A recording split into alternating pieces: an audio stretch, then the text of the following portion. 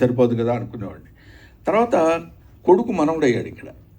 అక్కడ కొంచెం జాగ్రత్తగా చూస్తూ కొంచెం కేర్ తీసుకొని చేయాల్సిన అవసరం వచ్చింది. బట్ నంబర్ ఆఫ్ క్యారెక్టర్స్ చేసిన ఏ క్యారెక్టర్ మనం చెప్పడానికి ముందు ఒక దాన్ని ఏమంటారు, ఆ బిగినింగ్, ఇప్పుడు ఎన్ని కిలోమీటర్లు నడవాలన్నా మొదట ఒక అడుగు వేయాలి కదా.